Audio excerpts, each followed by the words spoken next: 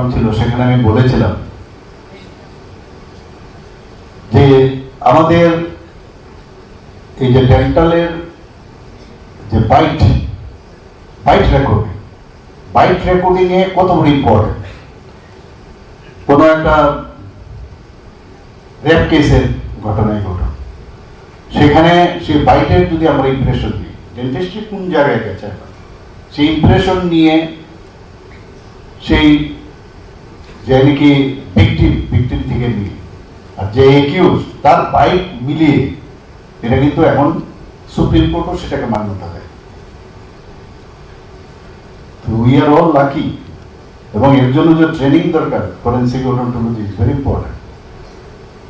আজকে বহু জায়গায় আছে, যেমন এটা আহমেদাবাদে এতগুলো এয়ার ইন্ডিয়ার যে মারা গেছে এতগুলো, তার বেশিরভাগ 50% উপরে আইডেন্টিফিকেশন হয়েছে ফরেনসিক ওডোন্টোলজির মাধ্যমে। তার এজ, তার বয়স কত, ওই পেশেন্টটার তার যে আগের কোনো রেকর্ড আছে কিনা, সেই রেকর্ডের সাথে মিলিয়ে তার এজ, সে কি মেল না ফিমেল, তার বয়স কত, এভরিথিং মিলিয়ে 50% উপরে ফরেনসিক ওডোন্টোলজির মাধ্যমে 100% তাদের আইডেন্টিফাই হয়েছে, কোনো জায়গায় ভুল হয়নি। সুনামির মধ্যেও যখন এত বড় সুনামি হলো, সেখানেও ডেন্টাল সার্জনদের একটা বড় রোল, যে এতগুলো লোক মারা গেছে তাদেরকে আইডেন্টিফিকেশন কে করবে, সেখানে ডেন্টিস্ট্রি বিরাট রোল। সেখানে এই যে হিটলারের কথা আমরা বলি বারবার, হিটলার এবং তার তথাকথিত যে তার ওয়াইফ, তাকেও কিন্তু আইডেন্টিফাই করেছে এই একমাত্র ফরেনসিক ওডোন্টোলজির মাধ্যমে। এরকম অজস্র ঘটনা রয়েছে। এখন তো আমরা যদি এই যে আমি কথা বলছি, আমার যদি সামনের দুটো দাঁত এখন না থাকতো, কিরকম আওয়াজ হতো? ফোনেটিক্সের একটা বিরাট বিষয়, যে কথা বলতে গেলে দাঁতের প্রয়োজনীয়তা, আর স্মাইল করতে গেলে, নিজেকে মানে প্রেজেন্টেবল করতে গেলে দাঁতের কি প্রয়োজনীয়তা, সেটাও বোঝানো দরকার। এত হিরো হিরোইন, অনেকে এত সুরেলা গান করে আমি দেখেছি, কিন্তু একটু অ্যাবনর্মালিটি যখন দেখি দাঁতে, তারপর কিন্তু প্রেজেন্টেবল হয় না।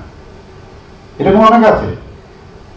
কাজে সেই জায়গার মধ্যে অন্তত ফার্স্ট ইয়ারে যারা আছে, আমি নিশ্চিত এরা প্রথমেই কিন্তু কোথায় যাবে, সিনিয়রকে যাবে, বলবে আমার ক্যালকুলাস হয়েছে, এটা একটু রিমুভ করে দাও। যার সাথে যার ভাব ভালো তাকে ধরে গিয়ে সেখানে কিন্তু তার দাঁত কিন্তু ঠিক করে নেবে, এটা আমি নিশ্চিত। এবং ডেন্টাল সার্জন যারা আছেন তাদের মানে সবচেয়ে ভালো সুন্দর দাঁত। অনেক সময় যদি অ্যাবনর্মালিটিও থাকে, তো অর্থোডন্টিস্টের সাথে কথা বলে, এটাকেও প্রিমোলার এক্সট্রাকশন করে, সেটাকেও স্ট্রেটনিং করে নেয়। অনেকে সময় থাকে না, তখন বয়স হয়ে যায়, ভেরি ডিফিকাল্ট, কিন্তু করে, অনেকে প্র্যাকটিস করে এই সুযোগটা।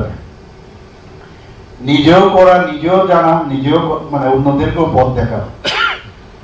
আর ডেন্টিস্ট্রিতে একটা সবচেয়ে বড় আরেকটা বিষয় নেই, যে যারা এক্সোডন্টিস্টের মধ্যে পিডোডন্টিস্ট আছে, পিডোডন্টিস্ট তারা জানে হাউ টু ম্যানেজ দ্য মানে স্মল চিলড্রেন্স। এর জন্য একটা চ্যাপ্টারও আছে, ম্যানেজমেন্ট অফ চাইল্ড। এবং আমরা জানি 3-4 রকমের চাইল্ড কিন্তু হয়। এক একজনের গেট দেখলে বোঝা যাবে whether that child is over protected or whether is over neglected or over affectionate. এবং 3 ধরনের বাচ্চা, 3 ধরনের কিন্তু তার behaviour, if I am not wrong, am I true? তো তার সাথে তাদেরকে সেইভাবে কিন্তু নিজেকে কিন্তু তৈরি করতে রাখতে হয়, এবং তাকে সেইভাবে ম্যানেজ করতে হয়। ডেন্টাল চেয়ারে বাচ্চাদের বসানো হারকুলিয়ান টাস্ক, অথচ তার কাজটা করতে হবে। সেই কাজ করতে গেলে আমি মনেও দেখেছি যে ধৈর্যের যে বিষয়, ডেন্টাল সার্জনদের সবচেয়ে বড় ধৈর্য।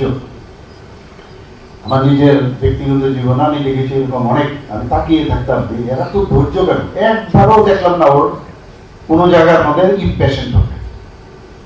তো এখানে এটাও কিন্তু শেখার বিষয়, যে ম্যানেজ করে তাকে কিভাবে, আর কোনো সময় এটাও লেখা থাকে যে প্রলোভন দিতে নাই, যে না তুমি যদি আমাকে হেল্প করো তোমাকে একটা চকলেট দেবো, লেখা থাকে বইয়ের ভিতরে। নো নো গিফট, প্রলোভন দিতে হবে না, দেওয়া যায় না।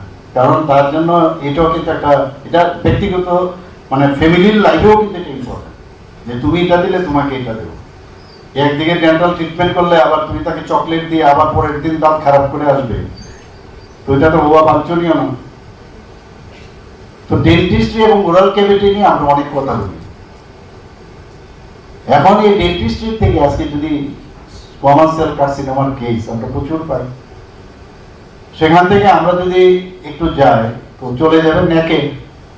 নেকে গেলে তার লিম্ফ নোডস গুলো কিরকম অবস্থায় আছে, তো লিম্ফ নোডস এর পালপেশন কিভাবে করা উচিত, কোন লিম্ফ নোডস এর, অনেক সময় এমনি তো যদি ট্রমাটিক আলসার হয় অনলি ইনফ্লামেশন হবে, কিন্তু এই লিম্ফ নোডস এর যে পালপেশন করা, এই যে জানা, এবং কোন কোন লেভেলের কোন কোন লিম্ফ নোডস ইনভলভ থাকতে পারে, এগুলো কিন্তু আমি, এটা আমার কাজ না, এটা কাজ ওরাল সার্জনের বাইরে। তোমাকে কে বলেছে ভাই বিডিএস লেভেলে তুমি শিখবে না?